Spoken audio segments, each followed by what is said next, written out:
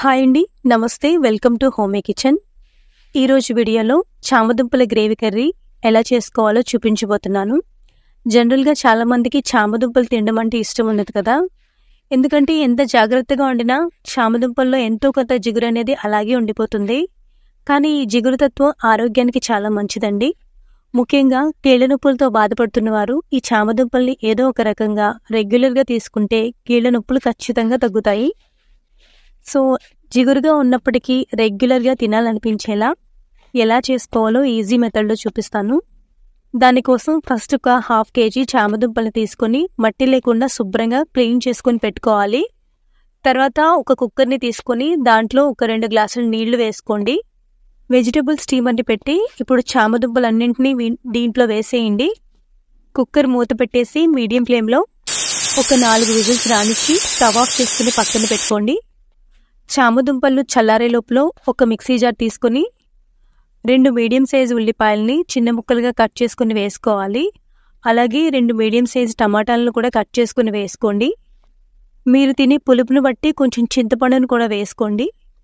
తర్వాత కొంచెం నీళ్లు వేసుకొని పేస్ట్ లాగా గ్రైండ్ చేసుకుని పక్కన పెట్టుకోండి. ఇప్పుడు చామదుంపలు చల్లారిపోయాయి కదా, దీని మీద ఉన్న స్కిన్ అంతా తీసేసుకొని పక్కన పెట్టుకోండి.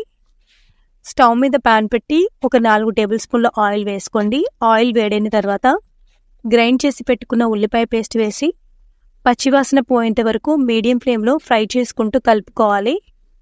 నూనె ఇలా పైకి తేలిన తర్వాత 1/2 టీ స్పూన్ పసుపు, 2 టీ స్పూన్ల కారం, రుచికి సరిపడినంత ఉప్పు వేసుకుని 1 నిమిషం పాటు కారం పచ్చివాసన పోయేంత వరకు ఫ్రై చేసుకోండి. ఇప్పుడు ఉడకబెట్టి పెట్టుకున్న చామదుంపలను కూడా ఇందులో వేసుకోవాలి. ఉప్పు కారం దుంపలకు పట్టేంత వరకు కలుపుకోవాలి. ఇప్పుడు ఒక 1/2 గ్లాస్ హాట్ వాటర్ వేసుకొని ఉప్పు సరిపోయిందో లేదో ఒకసారి చెక్ చేసుకొని అవసరమైతే ఇంకొంచెం వేసుకోండి. మూత పెట్టి మీడియం ఫ్లేమ్లో ఉడకనివ్వండి. ఇప్పుడు ఒక చిన్న రుబ్బు రోలు తీసుకొని 4-5 వెల్లుల్లి రెబ్బలు, ఒక 1/2 టీ స్పూన్ జీలకర్ర వేసుకొని కచ్చా పచ్చాగా పేస్ట్ లాగా దంచుకొని పక్కన పెట్టుకోవాలి. ఇప్పుడు ఈ పేస్ట్ని ఉడుకుతున్న కూరలో వేసి మొత్తం అంతా ఒకసారి బాగా కలపండి. మూత పెట్టేసి మీడియం ఫ్లేమ్లో ఒక 10 నిమిషాల పాటు మగ్గించండి. ఇప్పుడు కర్రీ ఆల్మోస్ట్ రెడీ అయిపోయిందండి. చివరిగా కొత్తిమీర చల్లుకొని స్టవ్ ఆఫ్ చేసుకోండి. అంతేనండి, చామదుంపల గ్రేవీ కర్రీ రెడీ అయిపోయింది. ఇది వేడివేడిగా తింటే చాలా బాగుంటుంది. మరి మీరు కూడా ఒకసారి ఇలా ట్రై చేసి మీకు ఎలా వచ్చిందో కమెంట్ సెక్షన్లో తెలియచేయండి. అలాగే వీడియో నచ్చితే లైక్ చేసి సబ్స్క్రైబ్ చేసుకోండి. Thanks for watching.